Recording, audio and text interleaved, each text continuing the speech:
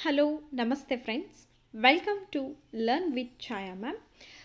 Friends, ಇವತ್ತಿನ ಈ ಒಂದು ಸೆಷನಲ್ಲಿ ನಾವೇನು ಮಾಡೋಣ, ಇಂಗ್ಲೀಷ್ ಗ್ರಾಮರ್ಗೆ ಸಂಬಂಧಪಟ್ಟಂತೆ ನಾವು ಹಂತ ಹಂತವಾಗಿ ಗ್ರಾಮರ್ ಸೆಷನ್ಗಳನ್ನು ಕಂಪ್ಲೀಟ್ ಮಾಡ್ತಾ ಹೋಗೋಣ. ಇವತ್ತು ನಾವು ಟೆನ್ಸ್ ಈ ಒಂದು ವಿಚಾರದ ಕುರಿತಾಗಿ ಡಿಸ್ಕಸ್ ಮಾಡೋಣ. ಅದರಲ್ಲೂ ಇವತ್ತು ನಾನು ತೊಗೊಂಡಿರೋಂಥದ್ದು ಪ್ರೆಸೆಂಟ್ ಸಿಂಪಲ್, ಅಂದರೆ ಸಿಂಪಲ್ ಪ್ರೆಸೆಂಟ್ ಟೆನ್ಸನ್ನು ಹೇಗೆ ಯೂಸ್ ಮಾಡಬೇಕು, ಅದರಲ್ಲಿ ಬರುವಂಥ ಫಾರ್ಮ್ಸ್ಗಳೇನು ಅನ್ನೋದ್ರ ಬಗ್ಗೆ ತಿಳಿಸ್ತಾ ಹೋಗ್ತೇನೆ. ಹಾಗೆಯೇ ಈ ಟೆನ್ಸಸ್ ಇವುಗಳ ಬಗ್ಗೆ ನೀವು ಯಾಕೆ ತಿಳ್ಕೊಳ್ಬೇಕು ಅಂತಂದರೆ, ಪ್ರತಿಯೊಂದು ಕಾಂಪಿಟೇಟಿವ್ ಎಕ್ಸಾಮ್ಸ್ಗೆ ನೀವು ಇದನ್ನು ಓದ್ಕೊಳ್ಳೇಬೇಕಾಗತ್ತೆ. ಸೊ ಟೆನ್ಸಸ್ಸಲ್ಲಿ ಒಟ್ಟಾರೆ 12 ಟೆನ್ಸಸ್ಸನ್ನು ನಾವು ಕಾಣ್ತೇವೆ. ಅದ್ರ ಬಗ್ಗೆ ಸ್ವಲ್ಪ ಐಡಿಯಾಸ್ ಕೊಡ್ತೀನಿ ನಾನು. 12 ಟೆನ್ಸಸ್ಸಲ್ಲಿ ಫಸ್ಟ್ ನೋಡೋದು ಸಿಂಪಲ್ ಪ್ರೆಸೆಂಟ್ ಟೆನ್ಸ್, ಹಾಗೆಯೇ ಪ್ರೆಸೆಂಟ್ ಕಂಟಿನ್ಯೂಯಸ್, ಹಾಗೆಯೇ ಪ್ರೆಸೆಂಟ್ ಮತ್ತು ಪರ್ಫೆಕ್ಟ್ ಬರುತ್ತೆ. ಹಾಗೆಯೇ ಪ್ರೆಸೆಂಟ್ ಪರ್ಫೆಕ್ಟ್ ಕಂಟಿನ್ಯೂಯಸ್ ಫಾರ್ಮ್ಗಳನ್ನು ನಾವು ಸಿಂಪಲ್ ಪ್ರೆಸೆಂಟ್ ಟೆನ್ಸಲ್ಲಿ 4 ಟೆನ್ಸಸ್ಗಳನ್ನು ಕಲಿಬೇಕು. ಅದಾದಮೇಲೆ ಸಿಂಪಲ್ ಪಾಸ್ಟ್ ಟೆನ್ಸ್ ಬರುತ್ತೆ. ಸಿಂಪಲ್ ಪಾಸ್ಟ್ ಟೆನ್ಸ್ ಆದಮೇಲೆ ಪಾಸ್ಟ್ ಕಂಟಿನ್ಯೂಯಸ್, ಪಾಸ್ಟ್ ಪರ್ಫೆಕ್ಟ್ ಕಂಟಿನ್ಯೂಯಸ್ಗಳ ಬಗ್ಗೆ ನಾನು ನಿಮಗೆ ತಿಳಿಸ್ಕೊಡ್ತೀನಿ. ಸೊ ದೆನ್ ನೆಕ್ಸ್ಟ್ ಇನ್ ಫ್ಯೂಚರಲ್ಲಿ ಫ್ಯೂಚರ್ ಟೆನ್ಸ್ ಬರುತ್ತೆ. ಮೂರನೇ ಒಂದು ಟೆನ್ಸ್ನ ರೂಪ ಅಂದರೆ ಫ್ಯೂಚರ್, ಭವಿಷ್ಯತ್ ಕಾಲದ ಬಗ್ಗೆ ತಿಳ್ಕೊಳ್ತಕ್ಕಂಥದ್ದು. ಫ್ಯೂಚರ್ ಟೆನ್ಸಲ್ಲಿ ಸಿಂಪಲ್ ಫ್ಯೂಚರ್ ಟೆನ್ಸ್ ಇದೆ, ಹಾಗೆಯೇ ಫ್ಯೂಚರ್ ಪರ್ಫೆಕ್ಟ್ ಇದೆ, ಹಾಗೆಯೇ ಫ್ಯೂಚರ್ ಪರ್ಫೆಕ್ಟ್ ಕಂಟಿನ್ಯೂಯಸ್ ಟೆನ್ಸನ್ನು ಕೂಡ ನಾವು ನೋಡ್ತಾ ಹೋಗೋಣ. ಸೊ ಇಲ್ಲಿ ನಾವು ಹೇಗೆ ಕಲ್ಕೊಳ್ಳೋದು, ಹೇಗೆ ನಾವು ಎಕ್ಸಾಮ್ಗಳನ್ನು ಕ್ರ್ಯಾಕ್ ಮಾಡೋದು ಅನ್ನೋದ್ರ ಬಗ್ಗೆನೂ ಕೂಡ ನಾನು ಐಡಿಯಾಸನ್ನು ನಿಮಗೆ ಕೊಡ್ತಾ ಹೋಗ್ತೇನೆ. ಸೊ ಹಾಗಾದರೆ ಲೆಟ್ ಅಸ್ ಲರ್ನ್. ಹಾಗಿದ್ರೆ ಫ್ರೆಂಡ್ಸ್, ಇವತ್ತಿನ ಈ ಸೆಷನಲ್ಲಿ ನಾವೇನು ಮಾಡೋಣ, ಸಿಂಪಲ್ ಪ್ರೆಸೆಂಟ್ ಟೆನ್ಸನ್ನು ನಾವು ಹೇಗೆ ಬಳಸಬೇಕು, ಸೊ ಅದರ ರೂಲ್ಸ್ಗಳ ಬಗ್ಗೆ ನಾವಿಲ್ಲಿ ತಿಳಿತಾ ಹೋಗೋಣ. ಸಿಂಪಲ್ ಪ್ರೆಸೆಂಟ್ ಟೆನ್ಸಲ್ಲಿ ಒಂದು ಫಾರ್ಮುಲಾವನ್ನು ನೀವು ಫಾಲೋ ಅಪ್ ಮಾಡಬೇಕಾಗತ್ತೆ. SVO ಅಂತೇಳಿ ಕರೀತಾರೆ, ಸಬ್ಜೆಕ್ಟ್ ವರ್ಬ್ ಆಬ್ಜೆಕ್ಟ್. ಹಾಗಾದರೆ ಈ ಸಬ್ಜೆಕ್ಟ್ ವರ್ಬ್ ಆಬ್ಜೆಕ್ಟ್ ಕಂಡೀಷನ್ಸ್ಗಳು ಇದ್ದಾಗ ಸಿಂಪಲ್ ಪ್ರೆಸೆಂಟ್ ಟೆನ್ಸ್ ಅಂತ ಹೇಳ್ತೀವಿ ಅಂತ ಗೊತ್ತಾಯಿತು. ದೆನ್ ಈ ವರ್ಬಲ್ಲಿ ನಿಮಗೆ ಗೊತ್ತಿರ್ಬೋದು, ಮೇನ್ ವರ್ಬ್ ಇದೆ, ಬಿ ಫಾರ್ಮ್ಸ್ ಅಂತೇಳಿ ಕರಿತಾ ಇದ್ದೀವಿ. ಸೊ ಹಾಗೆಯೇ ಇಲ್ಲಿ ES ಆ್ಯಡಪ್ ಆಗೋಂಥ ವರ್ಬ್ಸ್ಗಳನ್ನು ಕೂಡ ನಾವು ನೋಡ್ತಾ ಹೋಗ್ತೀವಿ. ಹಾಗಾದರೆ ಸಿಂಪಲ್ ಪ್ರೆಸೆಂಟ್ ಟೆನ್ಸಲ್ಲಿ ವರ್ಬ್ಗಳನ್ನು ನಾವು ಯಾವ ರೀತಿ ಯೂಸ್ ಮಾಡಬೇಕು ಅನ್ನೋದ್ರ ಬಗ್ಗೆ ಸಿಂಪಲ್ಲಾಗಿ ನಾನು ನಿಮ್ಮ ಜೊತೆ ಇವತ್ತು ಶೇರ್ ಮಾಡ್ತಾ ಇದ್ದೀನಿ. ಹಾಗಿದ್ರೆ ನೀವೇನು ಮಾಡಬೇಕು, ನಮ್ಮ ಚಾನಲ್ಗೆ ಇದುವರೆಗೂ ಕೂಡ ಸಬ್ಸ್ಕ್ರಿಪ್ಷನ್ ತೊಗೊಂಡಿಲ್ಲ ಅನ್ನೋದಾದರೆ ವಿಥೌಟ್ ಎನಿ ಕಾಸ್ಟ್ ನೀವೇನು ಮಾಡ್ಬೋದು, ಸಬ್ಸ್ಕ್ರೈಬ್ ಮಾಡಿ. ಹಾಗೆಯೇ ಪಕ್ಕದಲ್ಲಿ ಕಾಣ್ತಕ್ಕಂಥ ಬೆಲ್ ಐಕಾನನ್ನು ಕ್ಲಿಕ್ ಮಾಡೋದು ಮಾತ್ರ ಮರಿಬೇಡಿ. ಹಾಗಾದರೆ ಮೊದಲು ನಾವು ಅದ್ರ ಬಗ್ಗೆ ತಿಳಿತಾ ಹೋಗೋಣ. ನೋಡಿ, ಇಲ್ಲಿ ನಾವು ಬಿ ಫಾರ್ಮ್ಸ್ ಅಂತ ಕರಿತೀವಿ. ಬಿ ಫಾರ್ಮ್ಸ್ ಅಂತಂದರೆ ನೋಡಿ, ಇಲ್ಲಿ ಏನು ಬರುತ್ತೆ, ಆ್ಯಮ್, ಈಸ್, ಆರ್, ಇವುಗಳನ್ನು ನಾವು ಹೆಲ್ಪಿಂಗ್ ವರ್ಬ್ ಅಂತಲೂ ಕೂಡ ಕರಿತೀವಿ, ಬಿ ಫಾರ್ಮ್ಸ್ ಅಂತಲೂ ಕೂಡ ಹೇಳ್ತೀವಿ. ನೋಡಿ, am with personal pronoun I. ನೋಡಿ, ಈಗ ನಿಮಗೆ ಪ್ರನೌನ್ಸ್ಗಳ ಬಗ್ಗೆ ಗೊತ್ತಿದೆ ಅಂದರೆ ನೀವು ಅರ್ಥ ಮಾಡ್ಕೊಳ್ತೀರಾ. ಪರ್ಸ್ನಲ್ ಪ್ರನೌನ್ ಐ ಅಂದರೆ ಐ, ಸೊ ಇದು ಸಬ್ಜೆಕ್ಟ್ ಅಂತ ಅಂದ್ಕೊಳ್ಳಿ. ಐ ಜೊತೆಗೆ ನಾವೇನು ಮಾಡ್ತೀವಿ, ಹೆಲ್ಪಿಂಗ್ ವರ್ಬ್ ಆ್ಯಮನ್ನು ಯೂಸ್ ಮಾಡ್ತೀವಿ. ಐ ಆ್ಯಮ್ ಅ ಟೀಚರ್ ಅಂತೇಳಿ ನಾನಿಲ್ಲಿ ಹೇಳ್ತೀನಿ. ಐ ಆ್ಯಮ್ ಅ ಟೀಚರ್ ಅಂತ ಅಂದಾಗ ಏನಾಗುತ್ತೆ, ನಾನು ಒಬ್ಬ ಶಿಕ್ಷಕಿ ಅಂತ ನಿಮಗೆ ಗೊತ್ತಾಯಿತು. ಹಾಗಾದರೆ ಇಲ್ಲಿ ಏನೆಲ್ಲ ಫಾರ್ಮುಲಾವನ್ನು ನಾವು ಬಳಸಿದ್ದೀವಿ ಅನ್ನೋದ್ರ ಬಗ್ಗೆ ನಿಮಗೆ ಐಡಿಯಾ ಬೇಕು. ಐ ಇದೆ, ಆ್ಯಮ್ ಇದೆ, ಅ ಟೀಚರ್ ಅಂತ ಇದೆ. ಸೊ ಇಲ್ಲಿ ನಾನು ಹೇಳಿದೆ ಸಬ್ಜೆಕ್ಟ್ ವರ್ಬ್ ಹಾಗೆ ಆಬ್ಜೆಕ್ಟ್ ಇರಬೇಕು ಅಂತ. ಇಲ್ಲಿ ಎಸ್ ಇದೆ, ಇಲ್ಲಿ ವಿ ಇದೆ, ಇಲ್ಲಿ ಓ ಇದೆ. ಸೊ ನಿಮಗೆ ಐಡಿಯಾಸ್ ಬಂತು ಅಂತ ಅಂದ್ಕೊಳ್ತೀನಿ. ಇದನ್ನ ಬಿ ಫಾರ್ಮ್ಸ್ ಅಂತಲೂ ಕೂಡ ಕರಿತೀವಿ, ಜೊತೆಗೆ ಹೆಲ್ಪಿಂಗ್ ವರ್ಬ್ಸ್ ಅಂತಲೂ ಹೇಳ್ತೀವಿ. ನೆಕ್ಸ್ಟ್ ಬರೋವಂಥದ್ದು ಈಸ್. ಹೇಳಿದೆ ನಾನು, ಆ್ಯಮ್, ಈಸ್ ಮತ್ತು ಆರ್. ಓಕೆ, ಈಸನ್ನು ಹೇಗೆ ಬಳಸಬೇಕು, with the personal pronouns he, she, or, it. ನೋಡಿ, ಪರ್ಸ್ನಲ್ ಪ್ರನೌನ್ಸ್ಗಳಾಗಿರೋಂಥ ಹಿ ಮತ್ತು ಶಿ ಮತ್ತು ಇಟ್ ಇವು ಗೊತ್ತಿದೆ ನಿಮಗೆ, or singular form of nouns. ಯಾವುದೇ ಒಂದು ನೌನ್ನ ಒಂದು ಸಿಂಗ್ಯುಲರ್ ಫಾರ್ಮ್ ಇದ್ದಾಗಲೂ ಕೂಡ ನಾವು ಈಸನ್ನು ಬಳಸಬೇಕು. ಮೇಡಮ್ ಏನು ಹೇಳ್ತಿದ್ದೀರಾ, ಅರ್ಥ ಆಗಿಲ್ಲ ಅನ್ನೋದಾದರೆ ಒಂದು ಎಕ್ಸಾಂಪಲ್ ಥ್ರೂ ನಾನು ಹೇಳ್ತೀನಿ. ನೋಡಿ, ಹೀ ಈಸ್ ಅ ಡಾಕ್ಟರ್ ಅಂತ ಕರಿತೀವಿ. He is a doctor. ಹಾಗೆಯೇ ಶಿ ಇದೆ, ಶಿ ಈಸ್ ಅ ನರ್ಸ್ ಅಂತ ಹೇಳ್ಬೋದು. She is a nurse. ಇಲ್ಲಿ ನಾವು ಆ್ಯಮ್ ಅನ್ನು ಯೂಸ್ ಮಾಡೋದಕ್ಕೆ ಬರಲ್ಲ, ಹಿ ಆ್ಯಮ್ ಬರಲ್ಲ. ಸೊ ಅದು ಸೂಟೇಬಲ್ ಹೆಲ್ಪಿಂಗ್ ವರ್ಬ್ ಆಗಲ್ಲ. ಹಿ ಆಗಿರಲಿ, ಶಿ ಆಗಿರಲಿ, ಇಟ್ ಆಗಿರಲಿ, ಅಥವಾ it may be any other noun. So any other singular nouns ನೆನ್ಪಿಟ್ಕೊಳ್ರಿ. ಎನಿ ಅದರ್ ಸಿಂಗ್ಯುಲರ್ ನೌನ್ಸ್ ಇದ್ದಾಗ ವಿ ಯೂಸ್ ಹೆಲ್ಪಿಂಗ್ ವರ್ಬ್. ಯಾವ ಹೆಲ್ಪಿಂಗ್ ವರ್ಬನ್ನು ಯೂಸ್ ಮಾಡ್ತೀವಿ? ಈಸ್ ಅನ್ನೋ ಹೆಲ್ಪಿಂಗ್ ವರ್ಬನ್ನು ಯೂಸ್ ಮಾಡ್ತೀವಿ. ಓಕೆ, ನನಗೆ ಅಂದ್ಕೊಳ್ತೀನಿ ನೀವೆಲ್ಲ ಅಂಡರ್ಸ್ಟ್ಯಾಂಡ್ ಮಾಡ್ಕೊಂಡಿದ್ದೀರಾ ಅಂತ. ದೆನ್ ಆರ್ ಅಂತ ಇದೆ, ಇದು ಥರ್ಡ್ ಹೆಲ್ಪಿಂಗ್ ವರ್ಬ್ ಅಂತ ಹೇಳ್ತೀವಿ, ಸಿಂಗ್ಯುಲರ್ ಇದ್ದಾಗ ಬಳಸೋಂಥದ್ದು. Okay, with the personal pronouns we, you R they, with the plural form of nouns. ನೋಡಿ, ಸಿಂಪಲ್ ಪ್ರೆಸೆಂಟ್ ಟೆನ್ಸಲ್ಲಿ ನಾವು ವಿ ಆರ್, ನೋಡಿ ನಾವು, ವಿ ಆರ್ ಟೀಚರ್ಸ್, ಮತ್ತು ಇಲ್ಲಿ ಆ ಅಥವಾ ಎ ಏನು ಬಳಸಂಗಿಲ್ಲ, ಯಾಕೆಂದರೆ ಪ್ಲೂರಲ್ನಲ್ಲಿದೆ. Okay, we are teachers. ಹಾಗೆಯೇ ಯು ಆರ್ ಅ ಸ್ಟೂಡೆಂಟ್, ಒಬ್ಬನಿದ್ದಾನೆ ಅಂತಂದರೆ ಯು ಆರ್ ಅ ಸ್ಟೂಡೆಂಟ್, ಅಥವಾ ಯು ಆರ್ ಡಾಕ್ಟರ್ಸ್ ಅಂತ ಹೇಳ್ಬೋದು. ದೇ ಆರ್ ಅವರ್ ನೇಬರ್ಸ್, ಅವರು ನಮ್ಮ ಪಕ್ಕದ ಮನೆಯವರು ಅಥವಾ ನೆರೆಹೊರೆಯವರು. ನೇಬರ್ಸ್ ಅಂತ ಅಂದಾಗ ನಿಮಗಲ್ಲಿ ಅರ್ಥ ಆಗುತ್ತೆ.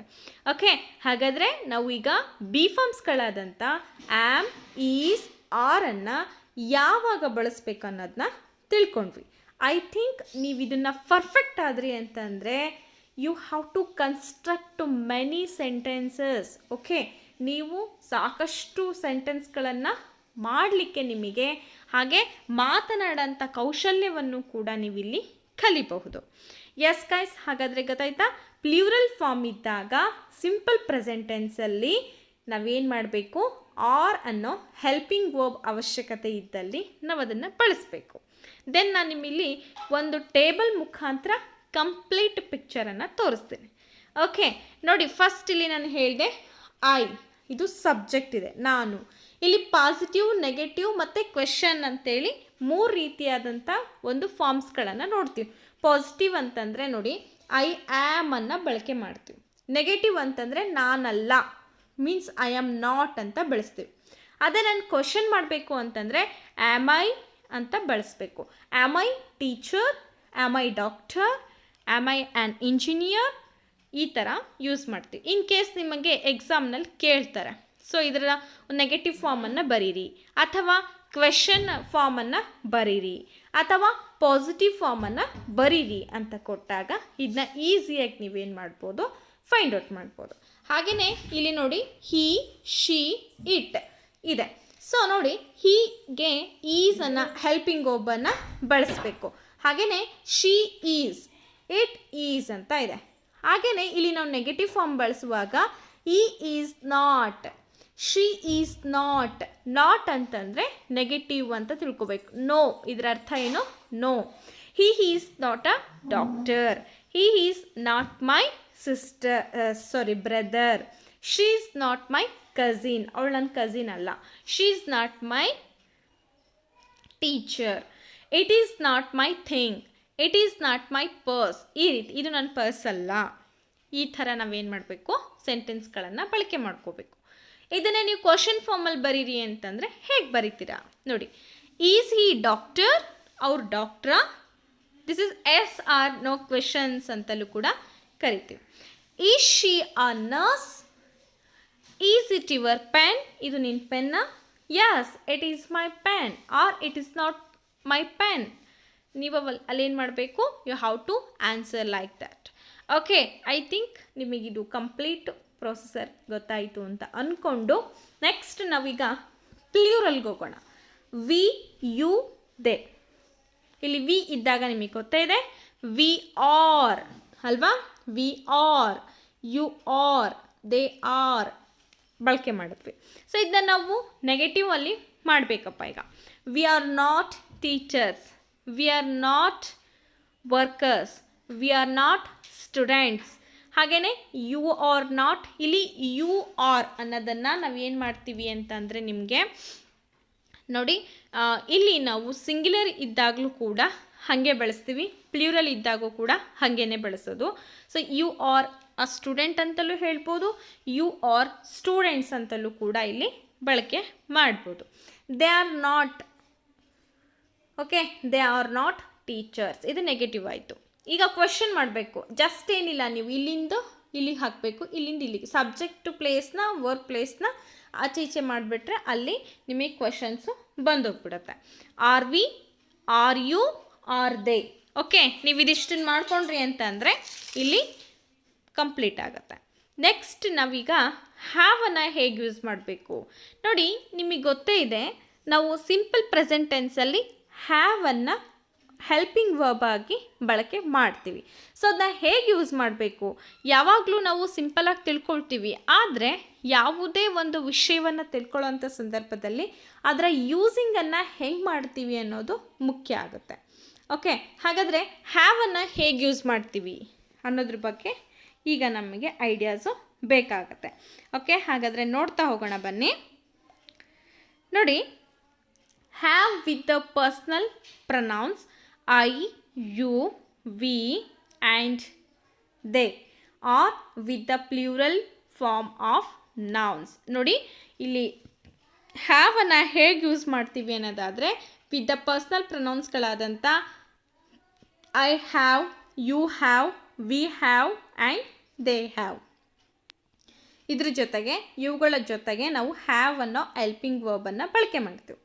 ಆಮೇಲೆ ಇನ್ನೊಂದು ಹ್ಯಾಸ್ ಅನ್ನೋದಿದೆ, ಇದು ಕೂಡ ಹೆಲ್ಪಿಂಗ್ ವರ್ಬ್ ಅಂತ ಹೇಳ್ತೀವಿ. ಸೊ ಇದನ್ನು ಎಲ್ಲಿ ಯೂಸ್ ಮಾಡಬೇಕು ನಾವು? With the personal pronouns he, she, it or with the singular form of nouns. ಹ್ಯಾಸನ್ನು ಹೇಗೆ ಬಳಕೆ ಮಾಡಬೇಕು? He has a pen, he has a tall building, she has a footwear, ಹಾಗೆ ಇಟ್ ಹ್ಯಾಸ್ ವೆರಿ ಟಿಪಿಕಲ್. ಈ ರೀತಿಯಾಗಿ ನಾವಿಲ್ಲಿ ಈಗ ಹಿ, she, it ಇದ್ದಾಗ ಹ್ಯಾಸನ್ನು ಬಳಕೆ ಮಾಡಬೇಕು. ಥರ್ಡ್ ಪರ್ಸನ್ ಸಿಂಗ್ಯುಲರ್ ನೌನ್ಸ್ಗಳಿದ್ದಾಗ, ಜೊತೆಗೆ ಇಲ್ಲಿ ಫಸ್ಟ್ ಪರ್ಸನ್ ಏನಿದೆ ಐ, ಯು, ವಿ, ದೇ, ಇವೆಲ್ಲವುಗಳನ್ನು ಬಳಕೆ ಮಾಡೋಂಥ ಸಂದರ್ಭದಲ್ಲಿ ಹ್ಯಾವನ್ನು ಬಳಕೆ ಮಾಡಬೇಕು. I have a pen, you have a pen, we have pen, they have a pen. So like this. Okay, understand ಆಯಿತು ಅಂತ ಅಂದ್ಕೊಳ್ತೀನಿ. ಇದನ್ನು ನಾವು ಮುಖ್ಯವಾಗಿ ಕೇಳ್ತಾರೆ ಎಕ್ಸಾಮ್ಸ್ನಲ್ಲಿ, ಯಾವ ರೀತಿ ಬೇಕಾದರೂ ಇಲ್ಲಿ ಕೇಳೋಂಥ ಸಾಧ್ಯತೆ ಇರುತ್ತೆ. ಹಾಗಾಗಿ ನಿಮಗೆ ನಾನು ಇಲ್ಲಿ ಕ್ವಶನ್ ಹೇಗೆ ಮಾಡೋದು, ನೆಗೆಟಿವ್ ಹೇಗಿರುತ್ತೆ, ಪಾಸಿಟಿವ್ ಸೆಂಟೆನ್ಸ್ಗಳನ್ನು ಹೇಗೆ ಮಾಡೋದು ಅನ್ನೋದ್ರ ಬಗ್ಗೆ ನಾನು ತಿಳಿಸ್ಕೊಡ್ತೀನಿ. ನೋಡಿ, ಐ, ಯು, ವಿ, ದೇ, ಇಲ್ಲಿ ಒಟ್ಟಾರೆಯಾಗಿ ನಾವೇನು ಬಳಕೆ ಮಾಡ್ತೀವಿ? ಹ್ಯಾವನ್ನು ಬಳಕೆ ಮಾಡ್ತೀವಿ ಪಾಸಿಟಿವ್ನಲ್ಲಿ. I have, you have, we have, they have. ಹಾಗೆ ನೆಗೆಟಿವ್ನಲ್ಲಿ ಹೇಗೆ ಮಾಡ್ತೀವಿ ನೋಡಿ, ದೇ ಡು ನಾಟ್ ಹ್ಯಾವ್ ಅಂತ ಮಾಡಬೇಕು. ಓಕೆ, ಹಾಗೆಯೇ ಕ್ವೆಶನಲ್ಲಿ ಏನು ಮಾಡ್ತೀವಿ? Do you have or do I have, ಅಥವಾ do we have, do they have, ಈ ರೀತಿ ಬಳಕೆ ಮಾಡಬೇಕು. ಹಿ, ಶಿ, ಇಟ್ ಇದೆ ಅಂತ ಅಂದ್ಕೊಳ್ಳಿ. ಹಿ, ಶಿ, ಇಟ್ ಇದ್ದಾಗ ಹ್ಯಾಸನ್ನು ಬಳಕೆ ಮಾಡ್ತೀವಿ.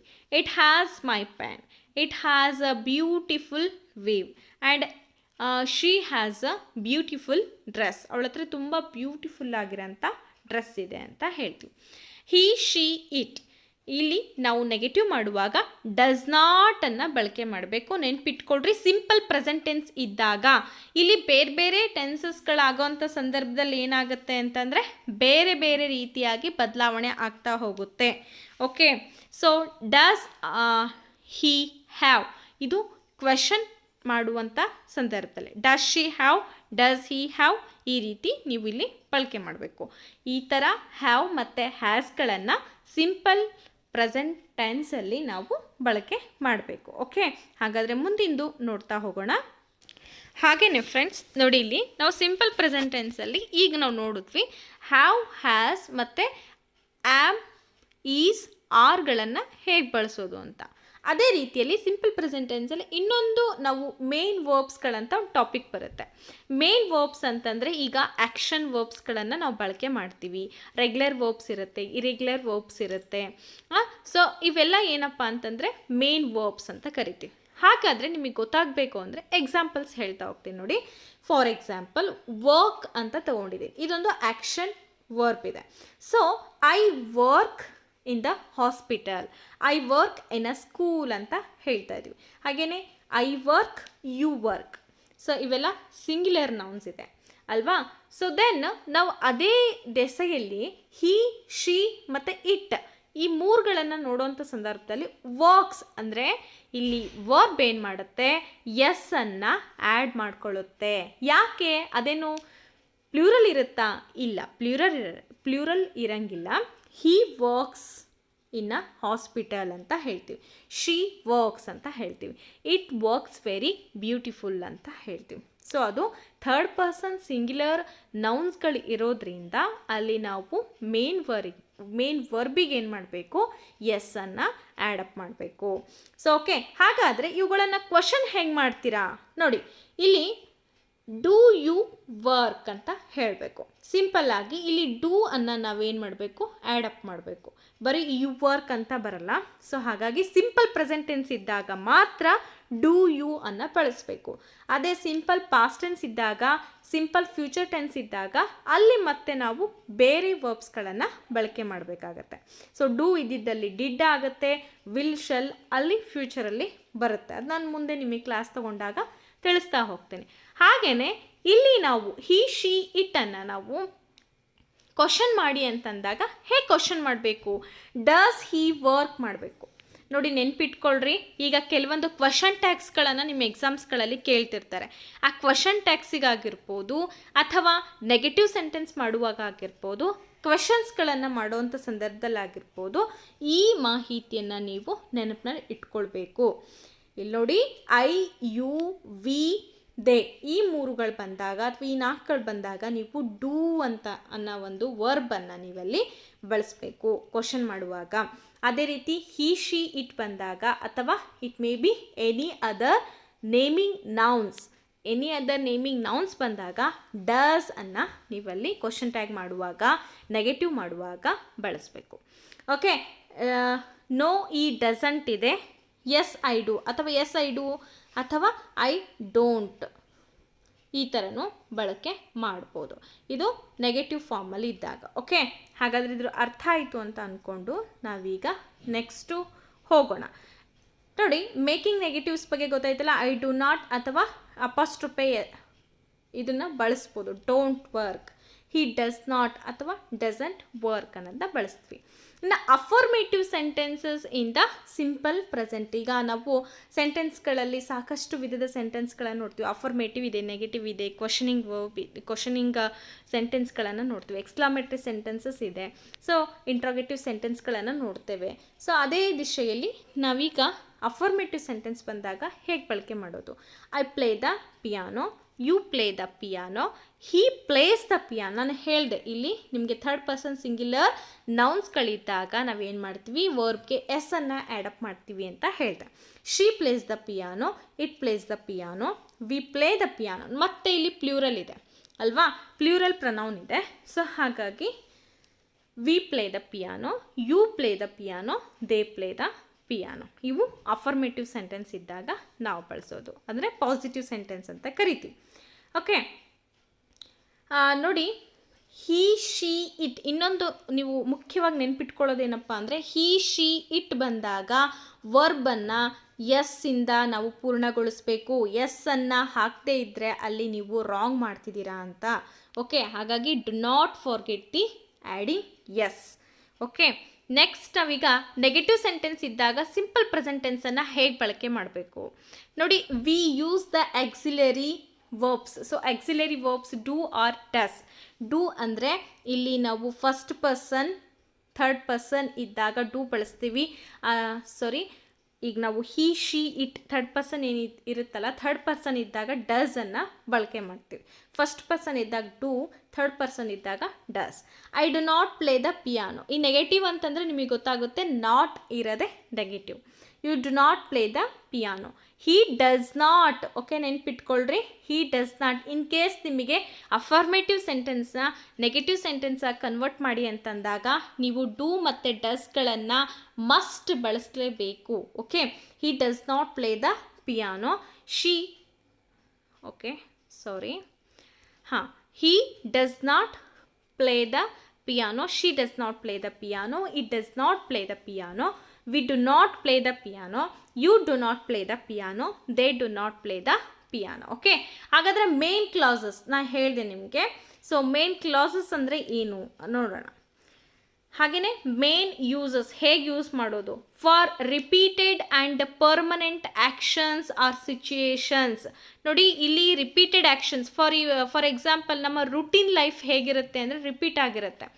I wake up every day at 6 o'clock, I brush my teeth, I wash my hair and I also ready for the school. ಇವೆಲ್ಲವೂ ಏನಪ್ಪ ಅಂತಂದರೆ ರಿಪೀಟೆಡ್ ಆ್ಯಕ್ಷನ್ಸ್ ನಮ್ಮದೆಲ್ಲ.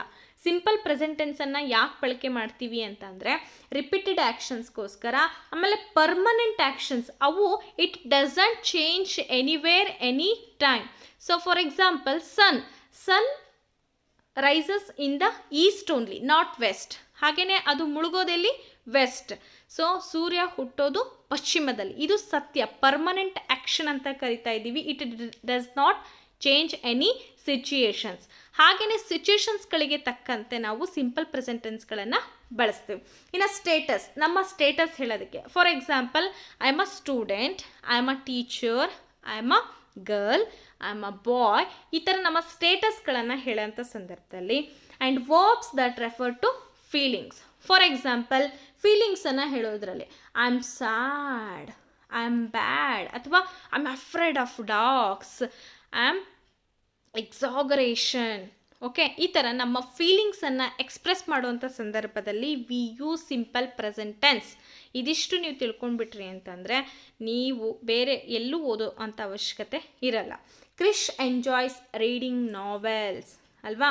ಕ್ರಿಶ್ ಏನು ಮಾಡ್ತಿದ್ದಾನೆ, ನಾವೆಲ್ಸ್ ಓದೋದ್ರಲ್ಲಿ ಎಂಜಾಯ್ ಮಾಡ್ತಾನೆ. Verb that refers to a feeling. ಇಲ್ಲಿ enjoy ಅಂತ ಬಂದಿದೆ ಅಲ್ವಾ. ಸೊ ಎಂಜಾಯ್ ಅಂತ ಬಂದರೆ ಅವನ ಫೀಲಿಂಗನ್ನು ಅಲ್ಲಿ ಎಕ್ಸ್ಪ್ರೆಸ್ ಮಾಡ್ತಾ ಇದ್ದಾನೆ. ಓಕೆ, ಗೊತ್ತಾಯ್ತಾ ಹಾಗಾದರೆ. ಆಮೇಲೆ English people drink a lot of wine while Americans drink more coffee. ಇದು ಏನಪ್ಪ ಅಂದರೆ permanent action, it does not change. English people ಏನು ಮಾಡ್ತಾರೆ, drink a lot of wine because there is very cold atmosphere. ಅಲ್ಲೇನಾಗಿರುತ್ತೆ, English people ಕಂಟ್ರೀಸಲ್ಲಿ ಏನಾಗಿರುತ್ತೆ, ತುಂಬಾ cold ಆಗಿರುತ್ತೆ. ಸೊ ಅಲ್ಲಿ ವೈನ್ ಕುಡಿತಾರೆ. ವೈಲ್ ಅಮೇರಿಕನ್ ಪೀಪಲ್, ಅದೇ ಇದರಲ್ಲಿ ಅಮೇರಿಕನ್ ಪೀಪಲ್ ಅವರು ಬಹಳಷ್ಟು ಪ್ರಿಫರ್ ಮಾಡೋದು ಕಾಫಿನ. ಇದು permanent action. Okay, we find the Bengal tigers in the eastern India. ಇದೇನಪ್ಪ ಅಂದರೆ ಪರ್ಮನೆಂಟ್ ಸಿಚುಯೇಷನ್. ಓಕೆ, ನಾವಿಲ್ಲಿ ಬೆಂಗಾಲ್ ಟೈಗರ್ಸ್ನ ಎಲ್ಲಿ ನಾವು ನೋಡ್ತೀವಿ ಅಂದರೆ ಈಸ್ಟರ್ನ್ ಇಂಡಿಯಾದಲ್ಲಿ ಹೆಚ್ಚು ನೋಡ್ತೀವಿ. ಸೊ ಅದು ಪರ್ಮನೆಂಟ್ ಸಿಚುಯೇಷನ್ ಇದೆ. For habits and daily routines, ನಿಮಗೆ ಗೊತ್ತಿದೆ, ನಾನು ಹೇಳಿದೆ ನಮ್ಮ ಹ್ಯಾಬಿಟ್ಸ್ಗಳನ್ನು ಹೇಳುವಾಗ ಆಮೇಲೆ ನಮ್ಮ ಡೈಲಿ ರೂಟೀನ್ಸ್ಗಳನ್ನು ಹೇಳುವಾಗ ನಾವೇನು ಮಾಡಬೇಕು, ಸಿಂಪಲ್ ಪ್ರೆಸೆಂಟ್ ಟೆನ್ಸನ್ನು ಬಳಕೆ ಮಾಡಬೇಕು. Tim watches wrestling every week. Tim ಏನು ಮಾಡ್ತಾನೆ, ಅವನು ರೆಸ್ಲಿಂಗನ್ನು ನೋಡ್ತಾನೆ, ಎವ್ರಿ ವೀಕ್ ಅಂತ ನೋಡ್ತಾನೆ. ಅದು ರೆಗ್ಯುಲರ್ ಆಗಿ ನಡೆಯೋ ಅಂಥ ರುಟೀನ್ ಲೈಫ್ ಇದೆ ಅವನದು. ಹಾಗೆಯೇ ಫಾರ್ ಜನರಲ್ ಟ್ರುತ್ಸ್, ನಾನು ಹೇಳಿದೆ ನಿಮಗೆ ಜನರಲ್ ಟ್ರುತ್ಸ್ ಅಂತಂದ್ರೆ ಈಗ ಸೂರ್ಯ ಹುಟ್ಟೋದು ಪಶ್ಚಿಮದಲ್ಲೇ, ಚಂದ್ರ ಬರೋದು ರಾತ್ರಿನೇ, ನಕ್ಷತ್ರಗಳಿರೋದೇ ಆಕಾಶದಲ್ಲಿ. ಇವೆಲ್ಲವೂ ಏನಪ್ಪ ಅಂದರೆ ಮಿತ್ಸ್ ಅಂತೇಳಿ ಕರಿತಾ ಇದ್ದೀವಿ. ಲಾಸ್ ಆಫ್ ನೇಚರ್, ಈಗ ಪ್ರಕೃತಿಯಲ್ಲಿ ಆಗ್ತಕ್ಕಂಥ ಕೆಲವೊಂದು ಬದಲಾವಣೆಗಳು ಅವೆಲ್ಲ ಏನಪ್ಪ ಅಂತಂದರೆ ಟ್ರುತ್ ಇರುತ್ತೆ. ಐಸ್ ಮೆಲ್ಟ್ಸ್ ಇನ್ ದ ಸನ್ ಅಲ್ವಾ. ಈ ಒಂದು ಐಸ್ ಏನಾಗುತ್ತೆ ಅಂತಂದರೆ ಕರ್ಗೋಗ್ಬಿಡುತ್ತೆ ಸೂರ್ಯನ ಶಾಖದಿಂದ ಅಲ್ವಾ. For short actions that have little or no duration. ನೋಡಿ, ಫಾರ್ ಅ ಶಾರ್ಟ್ ಆ್ಯಕ್ಷನ್ಸ್ ಇರುತ್ತೆ. ಸೊ ಹೇಗೆ, for example sports commentaries and demonstrations of different kinds, teachers, cooks etcetera. So ಅಲ್ಲೇನಪ್ಪ ಅಂತಂದರೆ ಕೆಲವೊಂದು ಸಲ ಏನಾಗುತ್ತೆ, ಅಲ್ಲಿ ಆ ಸಿಚುವೇಶನಿಗೆ ತಕ್ಕಂಗೆ ಅಲ್ಲಿ ಪದಗಳ ಬಳಕೆ ಆಗುತ್ತೆ, ವಾಕ್ಯಗಳ ಬಳಕೆ ಆಗುತ್ತೆ. For example Bumrah passes the ball to Ishant, Kohli runs towards the ball. ಹೀಗೆ ಅಲ್ಲಿ ಕಮೆಂಟ್ ಹೇಳುವಾಗ, ಡೆಮಾನ್ಸ್ಟ್ರೇಷನ್ಸ್ ಕೊಡುವಾಗ ಅಲ್ವಾ, ಟೀಚರ್ಸ್ ಬಳಕೆ ಮಾಡ್ತಾರೆ, ಕುಕ್ಸ್ ಜಾಸ್ತಿ ಇದನ್ನು ಬಳಕೆ ಮಾಡ್ತಾರೆ. ಓಕೆ, ಗೊತ್ತಾಯ್ತಾ ನಿಮಗೆ.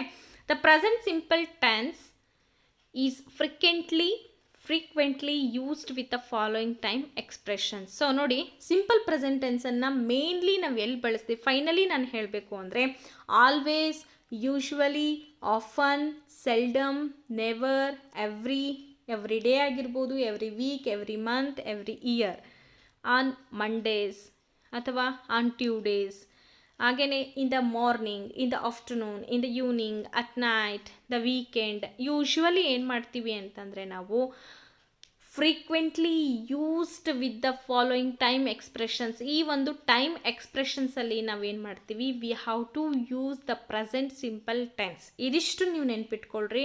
ಇದಿಷ್ಟು ನೆನ್ಪಿಟ್ಕೊಂಡ್ರೆ ನೀವು ಯಾವಾಗ ಯೂಸ್ ಮಾಡ್ತೀರಾ ಅದು ನಿಮಗೆ ಗೊತ್ತಾಗುತ್ತೆ. I always go for a walk. I usually visit a shop ಅಂತಲೂ ಹೇಳ್ತೀವಿ. ಈಗ ಆಲ್ವೇಸ್ ಅಂದರೆ ಯಾವಾಗಲೂ, ಯೂಶ್ವಲಿ ಅಂದರೆ ಆವಾಗವಾಗ, ಆಫನ್ ಅಂತಂದರೆ ಲಿಟ್ಲ್ ಬಿಟ್, ಸೆಲ್ಡಮ್ ಅಂತಂದರೆ ಅಕೇಶನ್ಲಿ ಹೋದಂಗೆ, ನೆವರ್ ಅಂತಂದರೆ ನಾನು ಹೋಗೋದಿಲ್ಲ. I never go for cinemas. ನಾನು ಸಿನಿಮಾಸ್ಗೆ ಹೋಗೋದೇ ಇಲ್ಲ. I go every day for a walk. ನಾನು ಪ್ರತಿನಿತ್ಯನೂ ಕೂಡ ವಾಕಿಗೆ ಹೋಗ್ತೀನಿ. ಈ ಥರ ಗೊತ್ತಾಯ್ತಾ?